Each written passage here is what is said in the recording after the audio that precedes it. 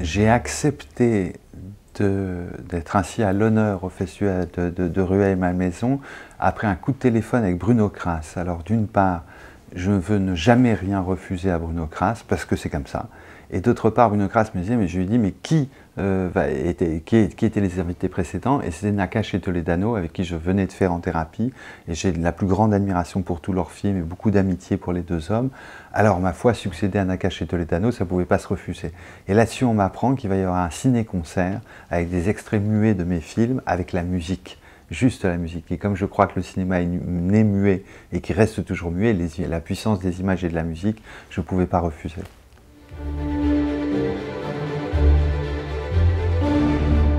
Je vois plein d'intérêt à des festivals du type de celui de Rueil-Malmaison.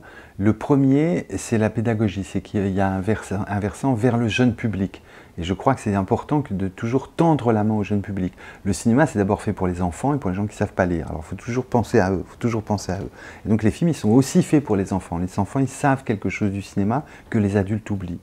Il y a une chose qui me semble très importante aujourd'hui, c'est bien sûr, c'est beau, par cette sélection que vous faites d'avant-première, d'être élitiste, mais aussi d'être grand public. Et il me semble toujours important de ne pas oublier que le cinéma, c'est un loisir, un spectacle populaire, et donc de tendre la main vers le public. Alors moi, de pouvoir participer à un festival qui tend la main vers le public, ça m'enchantait. Et donc de pouvoir proposer au public de Rueil des avant-premières, c'est tout à fait important, parce que c'est ça qui rend le cinéma en vie, effervescent, et de pouvoir les partager ensemble dans la salle qui est la vôtre. Le public, après le Covid, on voyait que le cinéma a du mal à faire revenir le public en salle. C'est compliqué, c'est des situations compliquées, il y a plein de facteurs différents, etc. Et je vais vous surprendre, mais je suis absolument optimiste. Je suis résolument optimiste, c'est mon tempérament. Voilà. Alors je pense qu'il faut que nos films appellent le public à revenir. C'est pas seulement le public qui doit revenir comme s'il devait aller à l'école, non, non, pas du tout. C'est les films qui doivent les attirer. Les festivals, ils permettent de tisser un réseau, et le travail des salles permet de tisser un réseau pour que peu à peu les spectateurs, après des périodes d'isolement, reprennent l'habitude de partager ensemble. Mais regardez, c'est la même chose dans le cinéma et dans les restaurants. La baisse des restaurants, la baisse de fréquentation, elle a été très nette. C'est les gens, ils ont du mal, après le Covid, après le confinement, à apprendre à revivre ensemble. Évidemment que c'est vachement agréable de revivre ensemble. Il faut qu'on réapprenne un petit peu à aller au théâtre, au cinéma, au restaurant, à discuter, à pouvoir ne pas être d'accord sur un film en disant ah, moi je préfère les débuts, ah non c'est la fin qui est magnifique, etc. Et c'est ça qui est unique dans le fait du cinéma. Et pour autant, j'aime beaucoup certains téléfilms sur les plateformes, j'en ai à la maison, je regarde et je ne trouve pas qu'il y ait de concurrence. Je trouve qu'il y a plutôt une émulation qu'une concurrence. Donc du coup, vous voyez, sur l'avenir du cinéma, je serais plutôt optimiste.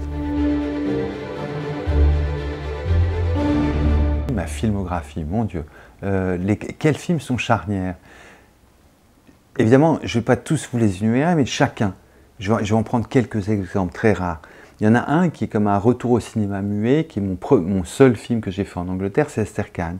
C'était un film charnière pour moi, parce que c'était un film d'époque, parce que je tournais avec une actrice américaine. Donc évidemment que c'était un grand changement dans ma vie. Comment je me suis disputé, ou la première fois je faisais une comédie, c'est un film charnière pour moi. Mais Roubaix, Une lumière, ou enfin, avec Rush Dizem, on s'emparait d'un matériau brut, comme ça, sans aucune... C'était un fait divers, c'était aussi nu que ça. C'était un charnière, ça m'a complètement changé de tourner Roubaix une lumière, ça m'a appris énormément de choses, vous voyez. Et quand je termine le cycle des Vuillards avec Marion Cotillard et Melville Poupeau dans Frères et Sœurs, évidemment que c'est un moment charnière, parce que qu'est-ce que je vais tourner après, vous voyez, et qu'est-ce que je vais tourner après? Bah, des films comme Tromperie. Donc évidemment que Tromperie, c'est un film charnière. Alors vous voyez, ça en fait trop, donc je suis incapable de répondre à votre question.